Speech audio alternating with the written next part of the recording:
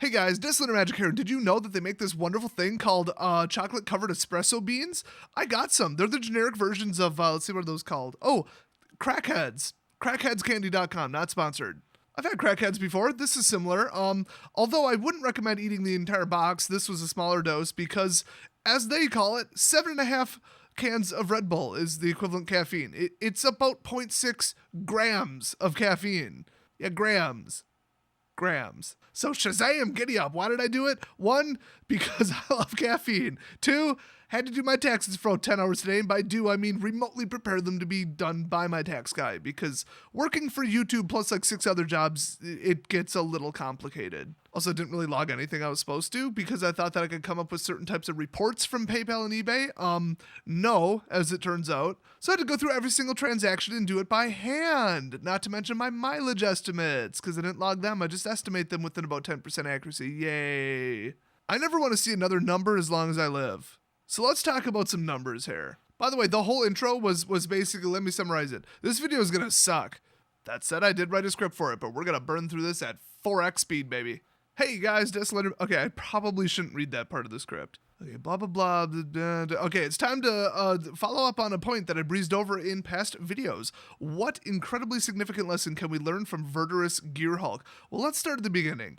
People love to argue about MTG topics, especially when it comes to whether or not a card is, quote, good or not. And you're going to hear that term a lot in this video. And I would say people tend to fall into 2 groups when it comes to this topic. People who can make accurate, informed decisions with math, logic, and history, and then there's people who have no idea what they're talking about and they just completely make it up as they go, or use like really one-sided single-point information or inaccurate information to make a proper assessment of the card. Or I should say, in that case, an improper assessment. So remember all the debate and the follow-up and everything over Verdurous Gearhulk. Was it a good card or not, now that it's almost 2 years later? It depends who you ask and when, I suppose, because I've never seen such a divisive split on something that seems so black and white by each side. Or I should say, it was seen as black and white by each side. God, who wrote this script? I mean, come on. I wrote it in the car on the way home last night.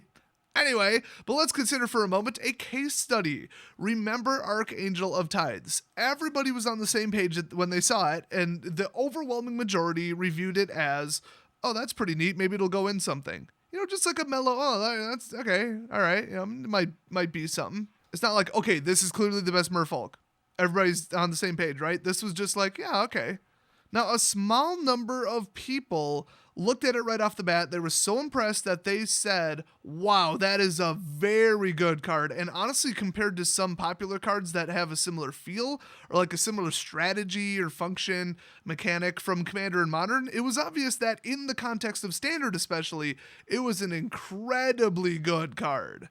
As far as I remember, for at least half a year, maybe more, the card didn't even clear $5. I would even say probably a year. Then later on, people discovered it was exactly what was needed for, if I remember correctly, it was like White Humans or something like that. It might have even got into 2 decks, but finally it was like, yeah, and they can't swing at me or block. Now, the dumb people, the whole time the card was on the down low, used the price as the only benchmark for if the card was good or not. Especially like a few weeks after the release of Origins, said it was in. And I mean, come on. I at least have to call people out on this because, guys, what sets the price of a card after the release? Is it its power level or the actual customer demand that stems heavily from net decks? Now, I mean, pre-release, okay, it's their best guess based on power level, but other than that, a couple weeks after release, it's just how many people actually bought it. Like, I mean, at this point, who doesn't know how card prices work? If people buy it up, they literally buy it up. They buy it until it's a higher price. It's the customer demand, actual real purchases that push the value up. If a card ends up in a popular tournament, top 16, for example, it goes up in price because, you know, too many players are lazy net decking copycats, so they're going to just buy that. They just look at the results, go to MTG Goldfish and buy it. So good card equals high price? No. Net decked card equals high price? Yeah. There is a difference there, and to outline it, I mean, it doesn't even have to be like that good of a card to go up in price. It can simply be a critical piece of a highly played deck, or especially like in more than one deck. So look at, Glint Sleeve Siphoner. Like, it's not spectacular. It's not earth-shatteringly good.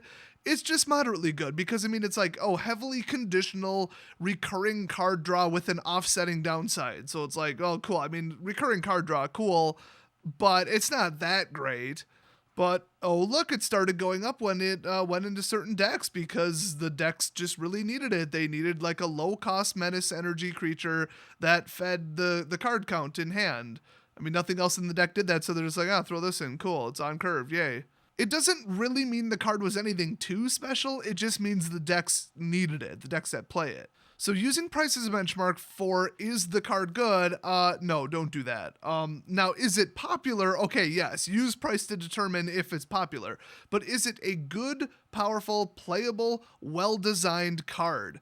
Price is not it's not the best factor and it's not the only factor, I guess I'll say, not by a long shot. It is absolutely not disconnected from the price. It's just not a two-way street. Now, I'll tell you what I mean in a bit here. So then you've got absolute powerhouse cards like Descent of Dragons, which was practically bulk priced until someone put it in a red-blue spell discount Goblins to Dragons early combo deck, which by the way was awesome. Battlefield Thaumaturge, love it. Plus those are nice control colors. I mean, those are always good colors. As soon as that deck picked up a little bit of popularity online, even before the Pro Tour or far after it, I forget which, one of the two, suddenly it got kind of expensive. I mean, it just started going up, and then I think it was like, oh, a new set came out and it something cycled or whatever. But it was on its way up, and it was just like, hey, here you go. Try this. Oh, look, a deck. It very much gained traction outside the pro scene, though. I do know that. So it went up in price, and the dumber group of people who like to assess cards literally said, I kid you not, oh, that's a good card now. Oh, I love that phrase. No, nothing on the card changed. The text is the same. It's not in a state of quantum fluctuation. What the card does isn't any better or worse now. The card always did what it did. It always was a good card, just not enough people played it. Not enough people put it into their own custom builds, and simultaneously it wasn't in any tournament results yet. But nothing changed with the card's power. It's just the decks hadn't been built yet, and the word hadn't gotten out about the decks. And then, of course, there's another huge factor that I know somebody's going to mention, so why not? Needless to say, cards from sets released afterwards are a huge factor in this, too, so I'll get to that. Actually, let's hit on that right now. Screw it. I don't want to come back to this, because it's not complicated. You've got a card that's insanely powerful in a vacuum, but it doesn't have what most players would call support. So let's say there's a 3-cost enchantment that gives +3 attack to all flyers. I mean, that sounds pretty good, right? But all the flyers that are legal, they have like no 1/2 costs that are worth playing. They're late, they're slow, they're high cost, they're low power, they're vanilla, just whatever, just boring crap. And they're split between 4 different colors. So basically, flyers is not going to happen. Does that magically mean that that's not a good card? I mean, obviously not. So everybody talks it up like it's the end of Magic itself, because I mean, +3 attack forever for 3 as an enchantment. But then after all the talking it up, it goes in precisely 0 popular decks. Cue the dumb people saying everybody was wrong. Guys, that's a powerful card, okay? I don't care if it goes in a deck now or later or ever. It just is a powerful card. It just is. I mean, just +3 for 3 forever. I mean, are you kidding me? So in this example, okay, well, the next set comes up with just like Avon as a tribal, or, just the flying bird people, and like angels live in the plane too. Bring in the Air Force. I mean, imagine like, that scenario. All of a sudden, oh, the card just got good. No, the card always was good. You just don't know how to assess it. Dumb people in group number 2. Like, the vast majority of reasonable people would see it and be like, that's a powerful card. And they have a distinction. Usually that's a powerful card. I wonder if somebody will put that in a popular deck. Like, those are the two things that come to most people's minds if they're remotely wise about the game. I mean, can you guys imagine, okay, Gisela, right? Or Gisela, nobody knows. I'm going to say Gisela because why not? It's a made-up name, made-up word. I'm going to say it however the hell I want. If there were like nothing but reach decks and like speed red anti-creature option burn and like some sort of flying 0/5 wall or something that like everybody plays, I don't know, like some kind of tribal thing that's just like shuts her down, everybody would look at Gisela like they did initially and be like, damn, that's a nice card. I mean, 4/3 in the air for a strike lifelink. Are you kidding me? That's crazy. you absolutely already know that people would be pointing fingers and saying, ha, you were all wrong. The card is overrated crap. Ha ha ha. I know more than you do. I sometimes wonder if most of these people are legitimately 12. I mean, you can't really tell on the internet. They at least act 12, which is even more sad if they're like 19. I mean, honestly, the average 12-year-old, like, not even like an MTG 12-year-old, because MTG 12-year-olds are like super mature, at least the ones I've met, but like a regular 12-year-old would be like, oh, it finally went into something. Good, a powerful card was able to go in a deck. But then just the lowest of the low intelligence level, they just like to tell people they're wrong. They're just like, oh, you're all wrong. This card crashed in price. It was nothing. It went nowhere. Ha, ha, ha. Hey, remember when like the Goblin, was it Chieftain or Goblins? I don't remember what it was. It cycled out. It was like 30, 35 bucks. And then a new Super Goblin came out like at the same time in the set release. And people are like, oh, cool, that's the new version of this. And it's sold at like 25 and then just tanked down to like $3. That's another example. The card was amazing. The card was super powerful. It's just it didn't quite have the deck support and there's better stuff out there. Oh, well, doesn't mean it's a bad card, but people were pointing at people like, ha, ha, ha. I kind of joined in because I'm just like, screw the Goblin players. I hate Goblin players. I mean, that was the most obnoxious net deck I've seen lately. So you're probably thinking, oh, you're just complaining about tier 2 second-rate decks that get popular on forums, and you think your second-rate obscure card is like God's gift to Magic because everyone wants their deck to be better than everybody else, and it wants to seem better than it is. So what? I like tier 1 decks, and that's where I get my card assessments from. So, oh, good. Everybody said a card was bad, and then it finally went into some obscure thing and went from $1 to $3. Well, congratulations, pat on the back. Who cares? I follow tier 1, which honestly, if that's you, like, why are you on this channel? Well, as a first point against this, I mean, just keep in mind, first of all, initial tournament results mean very little, especially with how early, like after the release, the Pro Tours used to be. Remember when Brainless Copycats all thought that white-red vehicles was the best deck ever because of the SCG Open? And then at the actual Pro Tour, like a week later or whatever, that deck just got completely destroyed. I don't think it even made it to the top 16, which is hilarious. So a lot of idiots bought that deck because they're like, oh, I need something to play. Oh, the set just came out. I need something to play. I got to copy somebody because I can't do the work myself. And then they bought the red-white vehicles deck and then just couldn't win jack squat with it at FNM. That happened at my LGS, and it was really funny. So, I mean, let's talk about that occurrence for a second, actually, because that was one of my favorite times of Magic. It was fast, obvious, easy, powerful. It was the clear, okay, the developers of the set wanted you to build this. Here's one of the main mechanics, go build it. But anybody with a brain noticed that having to leave a vehicle and a crew creature on the field to do any damage meant that half the amount of creature control would completely shut down all damage on the deck compared to a traditional creature deck. Because you take out the crew, you've got a parking lot full of vehicles that nobody can drive. Everyone knew that deck was gimmicky garbage, the red-white vehicles. I mean, it was fast, it was impressive, I get it, they designed it that way, but it was fragile and stupid, and everybody knew it would last 5 minutes before everybody played around it. Except the arrogant and whiny net deckers who wouldn't shut up about, see, I told you it was the best, you can't argue with results, tournament results don't lie, you guys.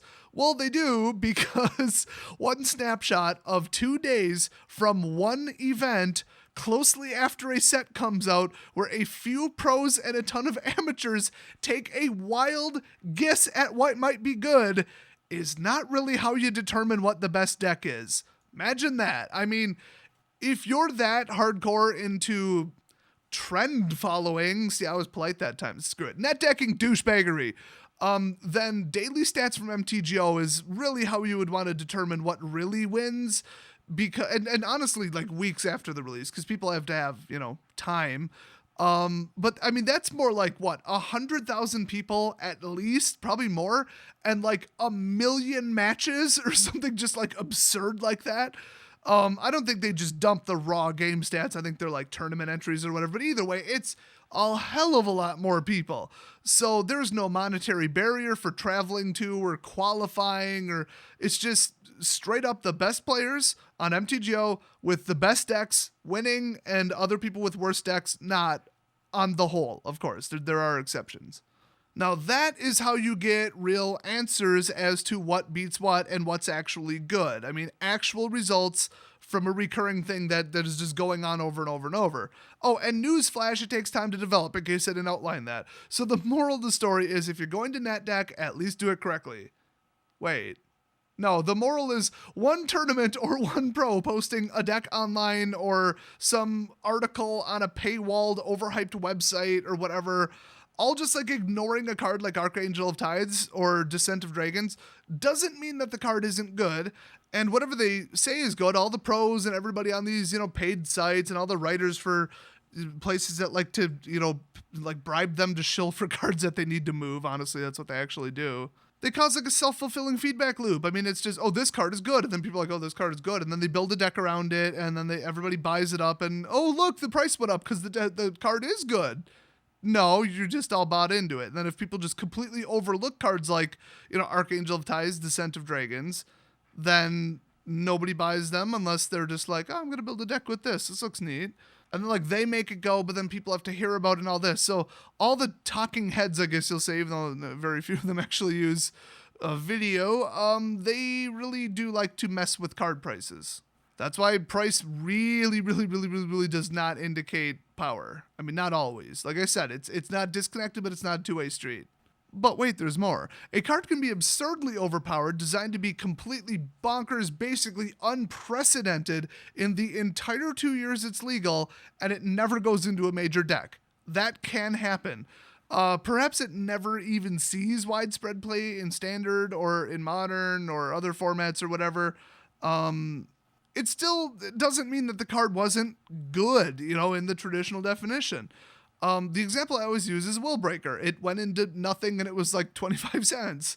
But just look at this thing. This card's crazy. It's crazy.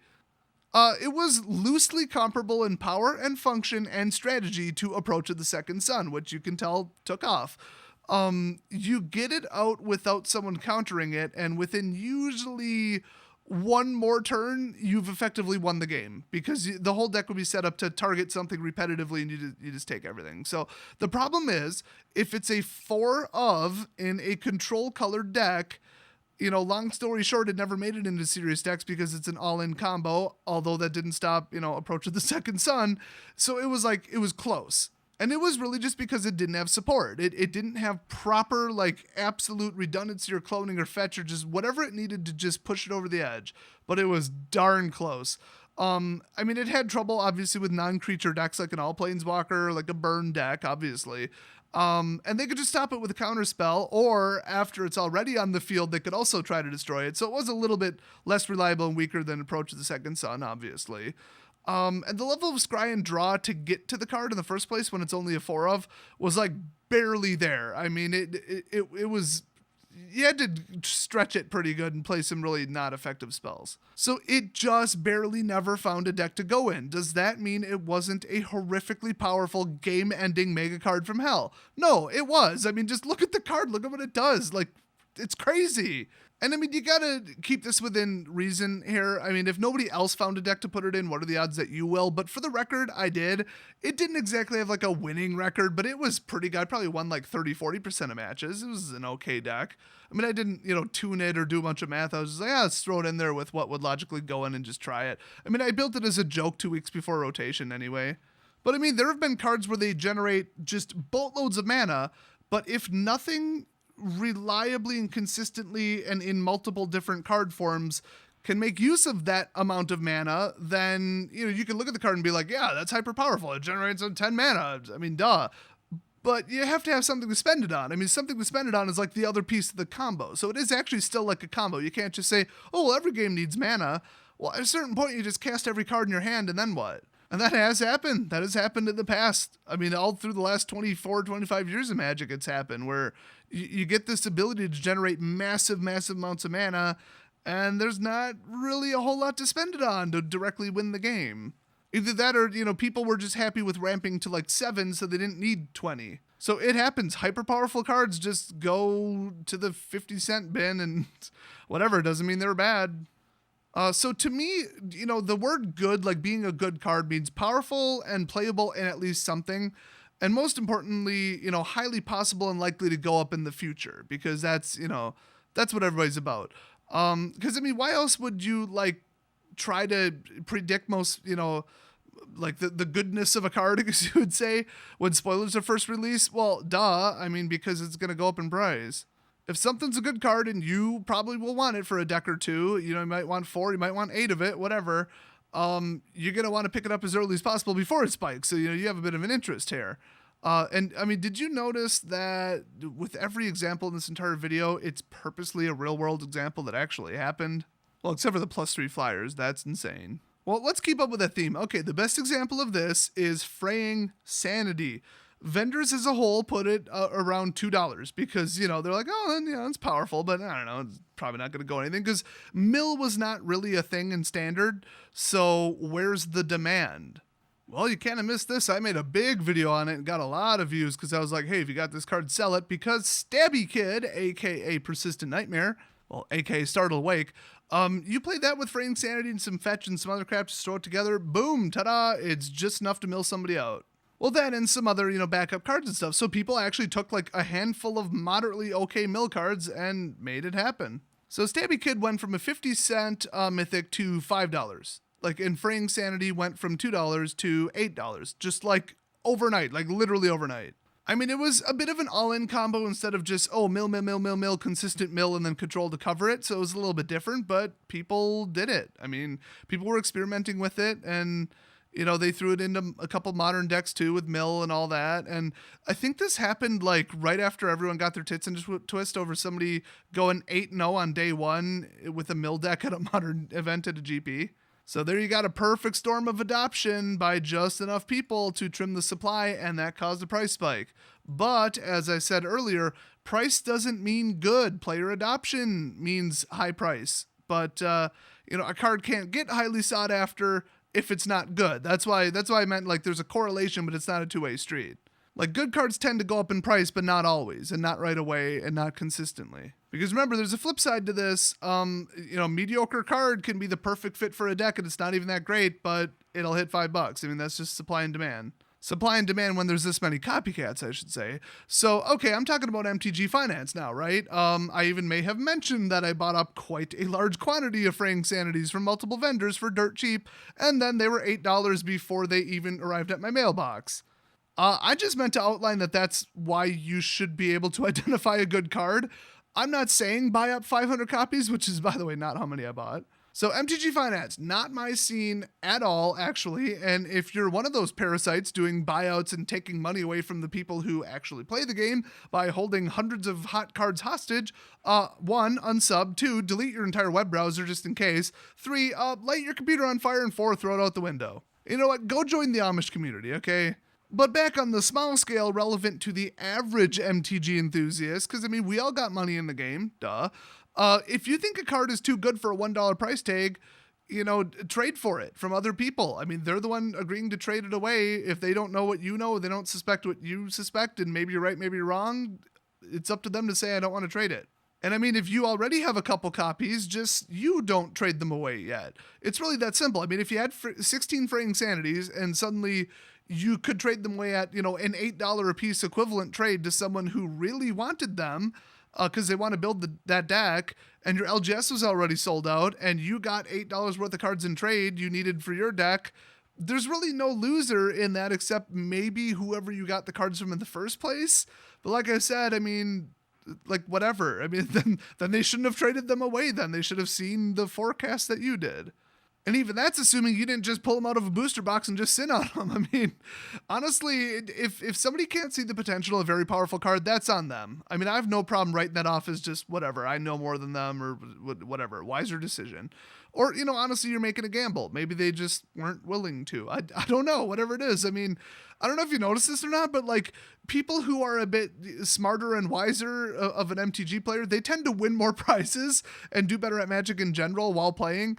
And actually in investments and careers and interpersonal relationships, and just people who make better, more informed, cautious, and generally wise decisions just succeed more in general at everything. So once again, it's on them if they can't be oh, this card might take off. So I got no problem trading for cards that I think will go up. And then if I'm right, yay. I don't think I've ever had somebody complain about it after the fact. So anyway, you read the title of this video, Verdurous Gearhulk. Let's get back to it now that I established the whole case study, scenarios, history, everything. We set it all up. This card is very important because it is the epitome of the difference between the stupid card assessors who are just like brainless net decking copycats that can't think for themselves. They don't even truly know how the game and deck building like really works at a technical level. And then you got them versus the actual smart card assessors who can see something and see the true potential value in it. Like, if you're a copycat to the point where you can't even assess whether a card is good or not, like, just learn something. Like, look into, I don't even know what advice to give somebody who's that far gone. Watch this video for starters, I guess. And it is good to get good at telling if a card is good. I mean, just to review, like, for deck building starting points, first of all, where you're like, oh, this is a good card, let's see if I can build something around it, you know, to an extent. Like, what to trade for and not to trade away. You might even, like, expect what you would play against in the first couple weeks. And, you know, the money, the value side of it, that's huge. Well, surprise, if you don't know what you're talking about and rely on blindly parroting what everybody else says, then you make mistakes on assessing cards. Here's the simplest way I can summarize the life cycle of Verdurous Gearhulk. It was spoiled and people lost their damn minds. I mean, it was an 8/8 Trampler 4/5 with options past that. So just ignore the entire rest of the deck, interactions, triggers, counter stuff, and anything else. Just drop it into a green deck that can get to 5 mana. Boom, it's good. In that scenario, it's good. It's a good card. That's your starting point, okay? There's no arguing with the fact that an 8/8 Trampler for 5 is good. I mean, that's obvious. So then add on to that any kind of artifact or creature, ETB, counter interaction, anything else that would boost it, and it gets even more powerful. So they pre-sold at some just absurd price, like 15, 20, 25 bucks or something like that. And then people waited and waited and waited, and they just went down and down and down. Just nothing. This just didn't even show up on the competitive scene. So really just by like sheer chance, I mean, it's almost probability at that point, it didn't really go into anything popular at the time. And if it did, it was just standalone power. It wasn't really part of the synergy or a combo. So here came all the comments. Everybody who made a video or wrote an article about the overpoweredness of it and how it's unfair and, oh my god, Wizards lost their minds, it's borderline too powerful, and Wizards made a mistake, and they all just got like a horde of dumb people who don't know how to truly assess card power outside of net decking that just never let them hear the end of it. And by never, I mean, well, very shortly afterwards. So not never. Now, I dodged virtually all of this because my video was very accurate. I mean, the final determination I made after extensively looking at like math and scenarios and stuff was that it's standalone good, but so, I mean, it lacks synergy, so it can only be so good. It has a little bit more of a target with artifact destruction. It has zero self-protection of any kind, in fact. I mean, it just... I mean, I did think it was a design mistake. I thought it was a little much, even for what it was.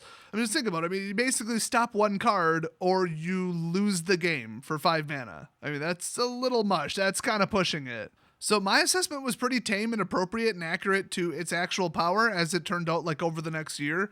And I mean, honestly, in hindsight, is it even better than Ghalta? Not even close. Ghalta, by the way, I do also think was a massive mistake. I do think it's too powerful.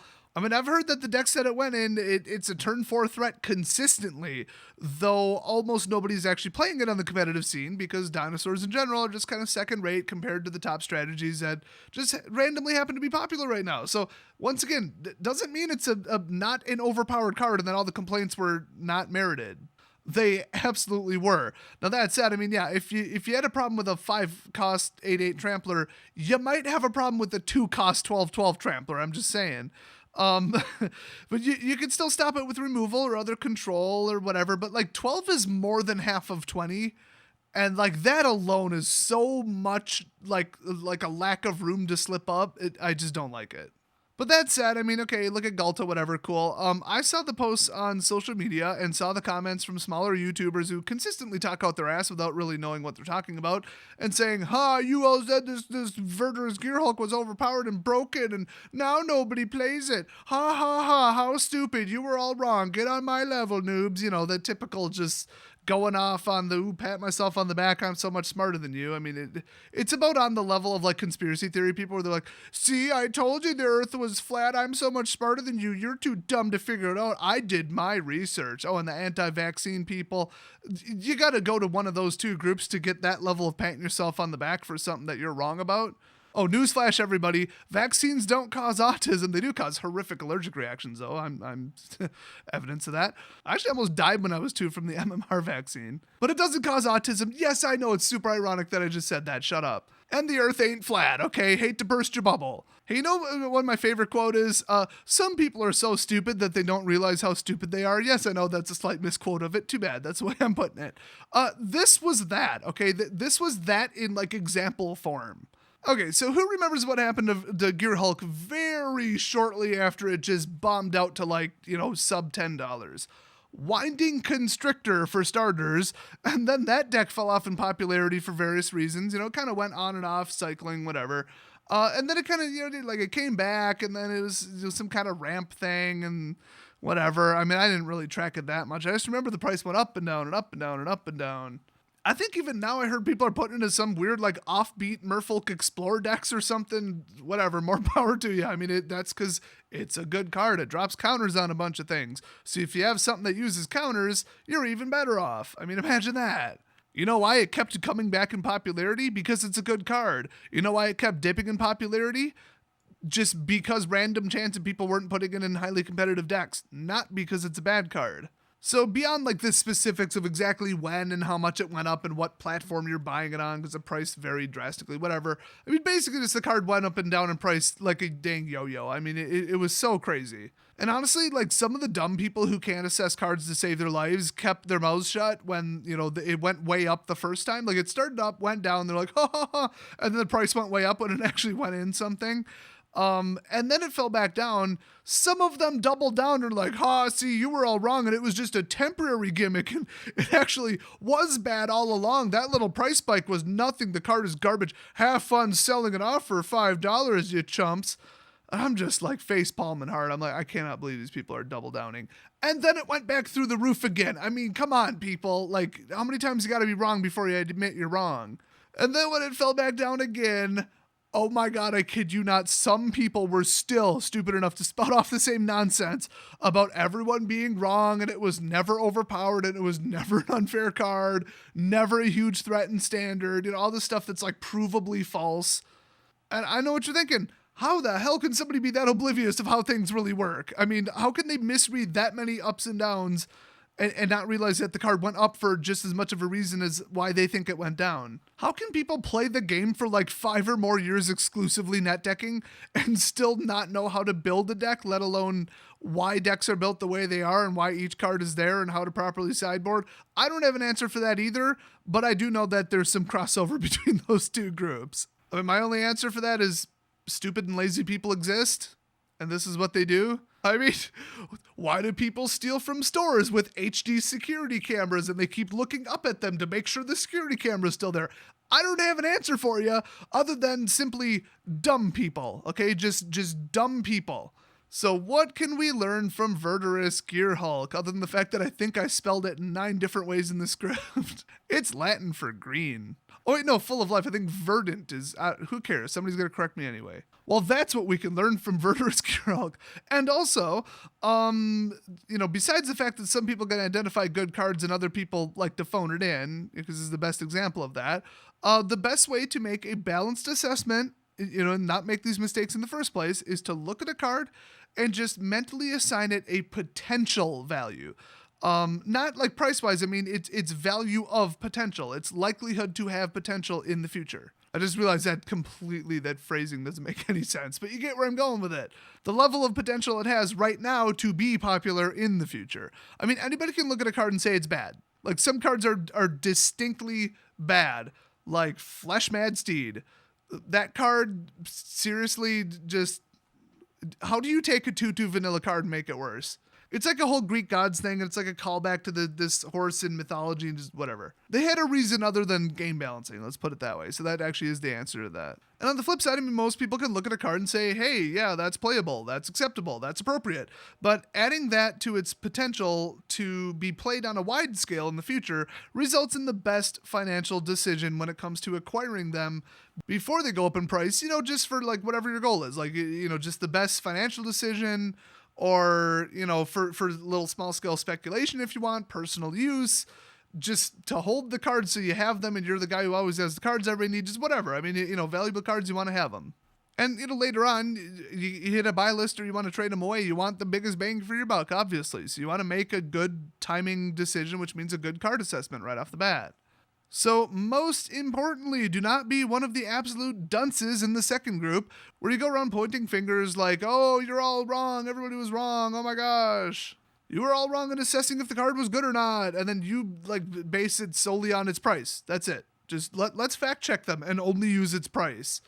Come on, people, seriously. And obviously price, I mean, like, how many net decks did it end up in, basically? Like, at that exact point in time, too. Not even consideration to the future, and future sets that are coming out, and the other half of the block. Like, all these factors, and people are like, nope, week later, you were wrong, that card went nowhere. At most, you're looking at half the story. I mean, if even that. So there was a much larger group of people when it came to Verdurous Gearhulk just laughing at these people going on their little social media tirades over Verdurous Gearhulk, saying, oh, it's so bad you're all wrong, because we're all just like, oh my God, does this person really think that's not a good card? Just based on like 3 weeks worth of whatever results? Oh my gosh. And some of these people, I mean, bless them for trying. They tried to school these people on the difference between a good card and actually founded a deck currently, like that there's a difference there. And needless to say, they failed from what I've seen. Why am I making this video? That's what this channel does. It dispels stupidity and trains people in how to do something correctly. But if there's one last line of wisdom I can leave you with, it'd be simply, if a card is insanely good, but it goes nowhere at first, just wait. Just wait longer. I mean, if you're pretty sure your assessment is spot on, and you've been playing long enough, and you listen to a lot of my videos, and you're like, okay, I get this. I get what's good, what goes into a deck, what works, what doesn't. Just wait longer for more cards to come out, different decks to show up later online, just whatever. You guys know how it goes. And also, I mean, why wait? Don't be a follower, be a leader. If you're already a step behind, by saying, oh, this is going up, it already has raised, maybe it'll go higher, I should pick some up. No, you're already a step behind then. In fact, this applies to everything. I mean, do you ever notice that at the top 8 in any tournament, there's always like a couple anomaly decks? Nobody's seen them before. They were at no former tournaments. Nobody heard about them online. And yet here's like 3 of them in the top 16. And they're perfect fits for beating what everybody else brought. They read what was popular in the past and they're like, well, this would beat most of that. And then ta-da, they made it to day 2 in the top 16. You see, that should be you. You should be ahead of the curve. You should not be a trend follower. You should just be like, this card is good. It might go up in price. I'm going to get a couple and I'm going to sit on the ones I have. Just straight up, boom, there you go. You were ahead of the curve. Not, oh, look what's popular now, I'm going to buy it. Oh, look what's shooting up now, I'm going to buy it. That does not do your wallet any favors. So, I mean, people even thought like Gray Merchant of Asphodel was a bad card until it started crushing everybody, and now it's in a modern deck. I mean, why not be the first person to develop a deck like that? Because then you get more time to win before everybody copies you. So yes, do not be a follower. Basically the theme of this entire channel. So what are some very overlooked but awesome cards? Ha ha ha. Cards that are very, very, very good but haven't shot up yet, but might have some potential in standard right now. I mean, I couldn't think of that many. That one, like untap all permanents, J spell, that's pretty good. Aether Geode Miner, I still think that could maybe go into some kind of ETB thing. People have been putting that in decks, on and off. They just never really took off. That thing's just plain hard to kill. I mean, come on. I'd say Lifecrafter's Bestiary and probably Aid from the Cowl. There's a couple more, but you get it. I mean, just look at those cards and what they do, and you'd be thinking, oh my gosh, that is powerful. Like that, it's like recurring free spells, free permanents. What the hell? Well, it's like Pyromancer's, what was it, Goggles, and that other one, the Sword of the Animist. Those went through the roof eventually. I mean, you'd have to be some brand new kind of stupid to not figure out that those are amazing cards. It just took a while for them to go in something. There's case after case after case after case I can make for, cards like that and scenarios, but you get it. Just trust me that there's a long history of this happening. Guess who owned a lot of copies of the Pyromancer's goggles and that sword? Me. So hopefully you guys get this whole video, the theme of it, and hope you're smarter because of it. If you are, leave a big old thumbs up on this video, and I will see you guys next video.